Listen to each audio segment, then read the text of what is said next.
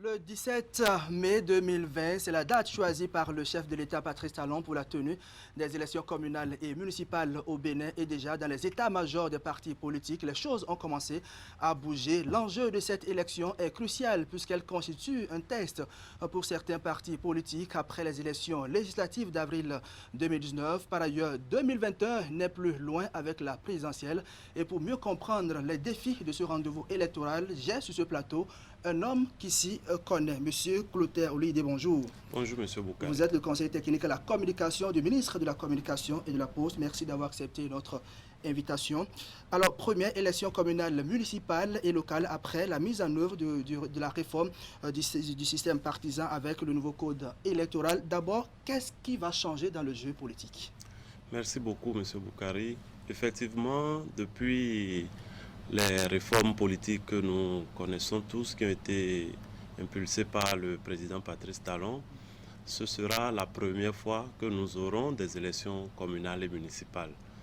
Il faut rappeler qu'il y a eu dans un premier temps la réforme de la revisitation de la charte des partis politiques et du code électoral.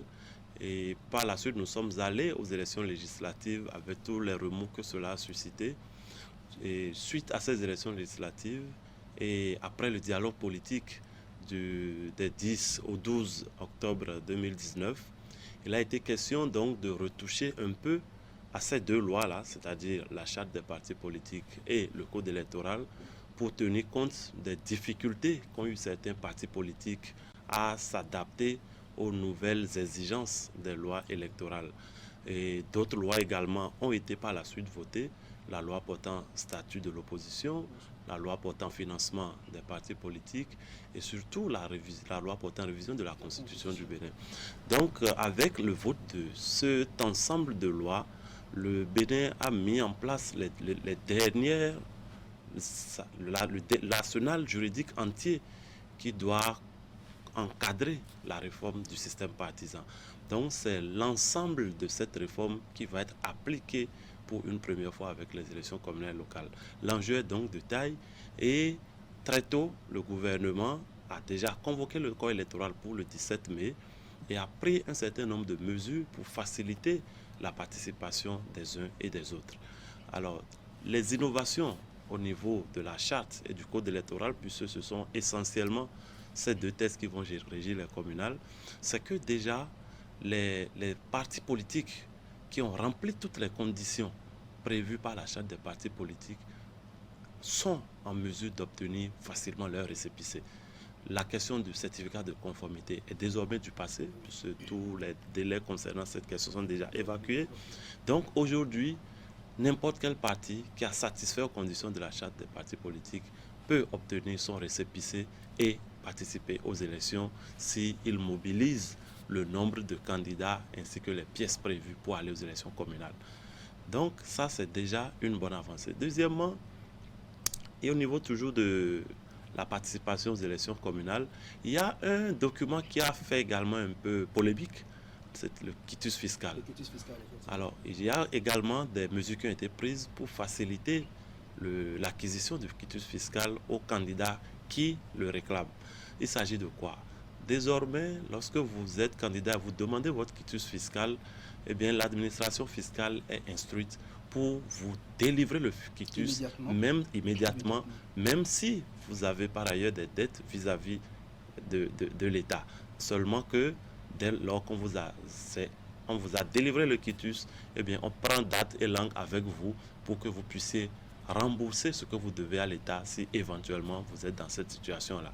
Donc, la question du quitus fiscal ne sera pas un blocage à la participation des partis politiques aux élections communales et locales. Alors, comme je le disais dans mon introduction, c'est une élection à enjeu majeur. Est-ce que c'est aussi un défi pour le système démocratique béninois? C'est un gros défi, vu qu'il ne vous aura pas échappé qu'avec la révision de la Constitution et les lois subséquentes, il y a le système de parrainage qui est désormais introduit. Et ce parrainage pose que lorsque vous êtes candidat à l'élection présidentielle, laquelle l'élection désormais voit la présence des tickets président, vice-président comme candidat, eh bien, vous devez avoir le parrainage d'un certain nombre d'élus. Et ces élus, c'est les députés, c'est les maires. Donc, il faut avoir au moins 10% d'élus à l'Assemblée ou d'élus maires de nos communes pour pouvoir prétendre être candidat à la présidentielle. Or, au regard de ce que nous avons connu aux législatives, il se fait que nombre de partis n'ont pas pu avoir de représentants à l'Assemblée nationale. Ce qui fait que tout leur espoir aujourd'hui va se poser sur les communales. Donc c'est un enjeu important pour les futurs candidats à l'élection présidentielle. C'est également un enjeu pour tester la capacité de nos partis politiques à mobiliser et à couvrir l'entièreté du territoire national. Parce que l'autre nouveauté, c'est que désormais, avant qu'un parti prétende déposer une liste de candidature, eh bien, il doit avoir des candidats dans les 346 arrondissements du Bénin qui constituent les circonscriptions électorales. Lorsqu'on sait que dans chaque circonscription, donc arrondissement, il faut avoir jusqu'à peut-être 6, 10 candidats titulaires et suppléants, vous voyez le nombre que ça fait. Et lorsque on aura fini les élections, avant de prétendre à la répartition des sièges, il faudra se prévaloir d'au moins 10% des suffrages exprimés sur l'ensemble du territoire national. Donc vous constatez qu'il y a de nouvelles règles qui deviennent de véritables défis aux partis politiques parce que nous avons fait l'option que désormais le paysage politique sera régi par la présence de grands ensembles qui portent des idées, qui fédèrent les populations autour d'eux et qui donc permettent une lisibilité du combat politique. Donc voilà, tout cela réuni, évidemment, fait que les prochaines élections communales et municipales seront un véritable test grandeur nature pour les réformes politiques. Tout à fait. Et les élections législatives se sont déroulées sans parti d'opposition. Conséquence, nous avons une Assemblée nationale complètement acquise à la cause du chef de l'État. Est-ce que le rendez-vous de mai sera suffisamment ouvert à tout le monde? Comme je l'avais dit tantôt, aujourd'hui, ou plutôt depuis la fin des élections législatives, la question du certificat de conformité qui a constitué un des blocages pour certains partis qui n'ont pas pu participer aux élections législatives, cette question-là ne se pose plus. Vous avez le nombre d'adhérents qu'il faut, ou le nombre de membres fondateurs plutôt qu'il faut pour créer le parti politique. Vous faites les démarches au ministère de l'Intérieur. Le ministère de l'Intérieur vous donne le récépissé et il est fait obligation au ministère de l'Intérieur de le faire dans une certaine période. Donc, à partir de ce moment, tous ceux qui le souhaitent et qui remplissent les conditions peuvent créer les partis politiques. Deuxièmement, je vous ai dit tantôt les mesures de facilitation et d'accompagnement que le gouvernement a mis en place pour pouvoir accompagner les partis. Leçon des difficultés exactement. Donc à partir de ce moment-là, il ne reste plus qu'aux partis politiques à prendre les dispositions pour satisfaire aux différents critères. Si tous les partis, si 10, 20, 30 partis arrivent à satisfaire à ces critères, je ne vois pas ce qui pourrait empêcher ces partis-là de participer aux élections. Donc aujourd'hui, ce qui par le passé a justifié la non-participation de certains partis politiques aux élections législatives, ces choses-là n'existent plus. Et à partir de ce moment-là, le scrutin de 2020 devrait être très ouvert et tous les partis qui ont fait l'effort de remplir les conditions pourraient y participer. Est-ce que malgré toutes ces mesures de souplesse, de facilitation, on peut avoir de grands absents à ces élections? Cela dépendra de ce que vous appelez grands absents. Parce qu'avec la réforme, il faut comprendre que les choses ne se passeront plus comme avant. C'est-à-dire que vous remplissez les conditions, vous participez, vous ne remplissez pas les conditions, vous n'y participez pas. Donc, tous ceux qui feront l'effort de remplir les conditions pourront participer. Ceux qui n'y auront pas réussi, soit c'est qu'ils ne sont pas prêts, ils n'ont pas pu remplir toutes les conditions, soit ils sont prêts mais ils ont décidé par eux-mêmes de ne pas y aller. Donc, nous, on constatera le moment venu ceux qui sont véritablement engagés à se soumettre au verdict du peuple. On va parler maintenant de l'installation du Conseil national de l'éducation. La cérémonie a été présidée par le chef de l'État et elle s'est déroulée mardi dernier au Palais des Congrès de Cotonou. D'abord, comment ces 29 membres ont été désignés?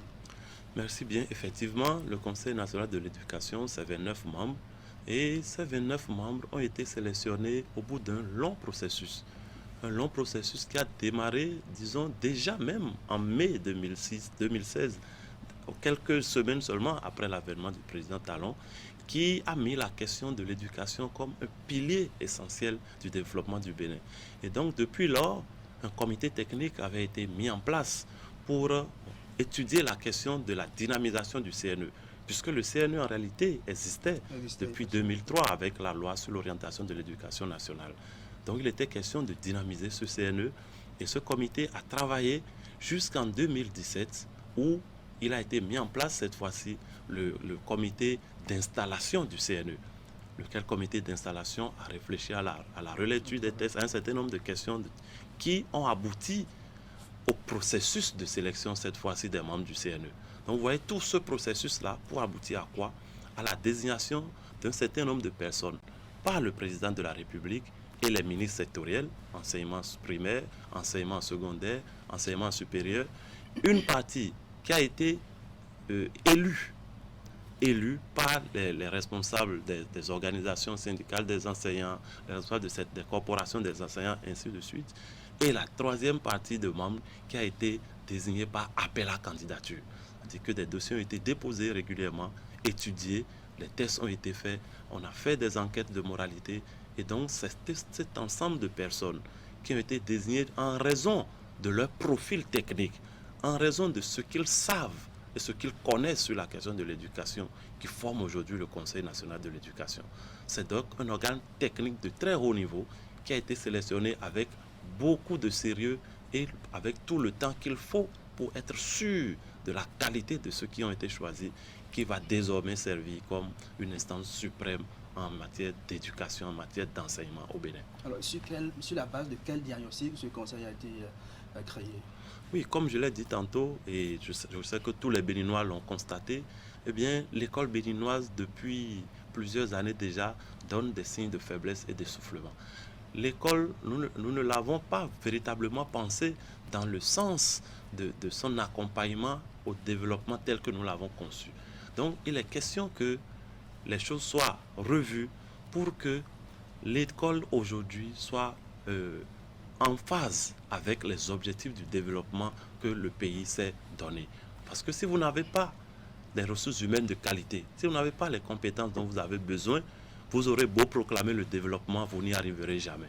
Donc il est question de soustraire en quelque sorte la question de l'éducation, la question de l'enseignement aux variations des humeurs des politiciens, aux turbulences des combats politiciens pour confier sa conception et sa mise en œuvre à des personnes qui savent de quoi il est question et qui sont politiquement neutres ou qui ne laissent pas interférer leur appartenance politique ou leur tendance politique dans les réflexions relatives à la question de l'éducation. Donc c'est lorsque ces membres du CNE auront déterminé les orientations, auront conçu les curricula, que les ministres en charge de l'enseignement vont maintenant appliquer ce qui aura été retenu, avoir une certaine marge de manœuvre pour leur mise en œuvre. Autrement dit, face au constat qui se fait aujourd'hui que la qualité de l'enseignement laisse de plus en plus à désirer et que aussi de l'autre côté, l'adéquation formation-emploi n'est pas forcément ce qui devrait être, que le chef de l'État, déjà en tant que candidat, avait émis la conviction qu'il nous faudrait revoir notre éducation en travaillant entre autres sur le Conseil national de l'éducation. Et donc c'est ce projet du chef de l'État qui a été traduit dans le programme d'action du gouvernement qui vient d'être mis en œuvre à l'aboutissement de ce long processus dont je voulais parler tantôt. Alors avec l'installation de cet organe, qu'est-ce qui va changer fondamentalement dans le fonctionnement du système éducatif? Ce qui va changer fondamentalement, c'est que les curricula de formation seront désormais pensés de façon technique, sans interférence politique. Ils seront pensés par des personnes qui connaissent le métier, qui connaissent la matière, qui sont des sachants. Ce qui va changer, c'est que les différentes mutations des enseignants, la carte scolaire, la carte universitaire, tout cela sera pensé en amont par des personnes qui s'y connaissent et qui vont faire des propositions qui permettent d'aller vers l'objectif qui est fixé.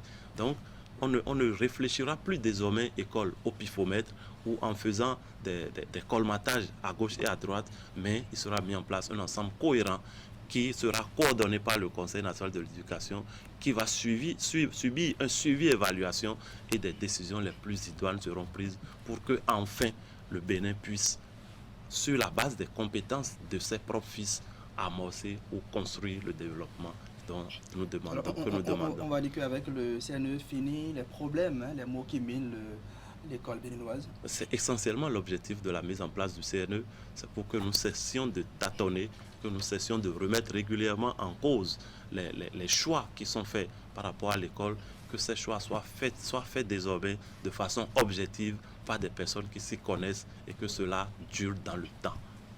Alors pour cette première mandature du CNE, le poste de chercheur n'a pas été pourvu, l'appel à candidature est resté infructueux, mais comment on peut expliquer cela? Mais c'est tout simplement la preuve. Parce que nous avons comme richesse en matière d'intellectuels à l'université, on dit qu'il n'y a pas de chercheurs au Bénin. Oui, non, il n'est pas dit qu'il n'y a pas de chercheurs. Il est dit que le poste n'a pas été pourvu. Oui. C'est simplement la preuve du sérieux qui a caractérisé le processus. Parce que pour retenir le chercheur, je vous ai dit tantôt qu'il y a eu un appel à candidature. Lorsqu'on fait un appel à candidature et qu'il n'y a pas de postulant, il peut exister des chercheurs, mais s'ils ne postulent pas, qu'est-ce qui se passe? On ne va pas déroger à la règle de l'appel à candidature et aller chercher de façon unilatérale. Ou alors, on fait l'appel à candidature et ceux qui postulent ne satisfont pas aux critères qui ont été retenus pour sélectionner. Donc, dans un cas comme dans l'autre, eh bien, on prend simplement acte de ce qu'on n'a pas trouvé le profil ou la personne pour occuper le poste. Cela ne veut pas dire que cela ne sera pas fait. Probablement qu'il y aura une relance pour pouvoir sélectionner. Donc, l'absence du chercheur aujourd'hui s'explique par le fait que le processus a été conduit de façon transparente et sérieuse. Mais malheureusement, ce poste-là n'a pas été pourvu pour l'instant. Avant de finir, on va mieux comprendre avec vous cette décision prise en Conseil des ministres mercredi dernier pour contraindre désormais les boursiers à travailler pour l'État. Qu'est-ce qui a motivé l'exécutif à prendre cette décision? Déjà, je souhaiterais que cette décision soit mise un peu en rapport avec ce qu'on venait de dire tantôt, c'est-à-dire l'adéquation formation-emploi d'une part, et d'autre part, la nécessité de construire le développement de notre pays avec des personnes qualifiées, des personnes compétentes. Or, vous le savez, pratiquement tous les ans, l'État investit de fortes sommes provenant du contribuable dans la formation de certains de ses fils, dans les stages de certains de ses fils. Et quand ces personnes finissent leurs études, finissent leur formation, finissent leur stage, il y en a, sinon la plupart du temps, il y en a qui choisissent de ne pas revenir au Bénin, de rester travailler là où ils ont étudié. Que les conditions ne sont pas remplies. Exactement. Et les conditions ne sont pas remplies signifie quoi? Qu'il n'existe pas un cadre adéquat qui permet à ces personnes-là, après leur formation, après leur stage, de venir vraiment apporter ce qu'ils ont appris à leur pays. Et c'est ce qui explique, ce qui justifie également ce que nous déplorons depuis des décennies, la fuite des cerveaux. Parce que si vous ne les utilisez pas au Bénin, eh bien, ils iront fournir leurs prestations ailleurs dans d'autres pays et généralement hors de l'Afrique. Alors que l'Afrique aujourd'hui a besoin de tous ces fils pour se construire. Donc le gouvernement béninois a estimé qu'il était temps de trouver une formule qui permette de profiter effectivement des compétences de ces personnes dans lesquelles l'État investit. Et c'est pour ça qu'un projet de loi a été initié pour que lorsque ces personnes vont finir leur formation, ne serait-ce que pour 1 an ou 2, tout au moins, qui viennent dans le cadre d'un contrat d'engagement citoyen, mettre au profit de leur pays les compétences acquises. Et si elles ne le font pas, le cadre va jusqu'à leur préciser que si ce n'est pas fait, il pourrait y avoir des sanctions. Parce que l'État a investi dans votre formation, il est de bon ton que vous veniez en retour lui reverser une partie de ce dont vous avez bénéficié. Ne pas le faire, c'est faire preuve, c'est manquer de patriotisme et ça peut être soumis à sanction. Mais je pense que la plupart de ceux-là qui vont dans ces formations ne demandent en réalité qu'à servir leur pays. Il ne faut que le cadre. C'est lorsque le cadre ne se trouve pas en place qui se retourne. Donc avec la mise en place de ce cadre, c'est un véritable problème de société qui sera réglé et pour l'État et pour les apprenants en question. Merci à vous, Clotaire Olydé, conseiller technique à la communication du ministre de la Communication et de la Poste. Merci de votre passage sur le plateau du grand format. C'est moi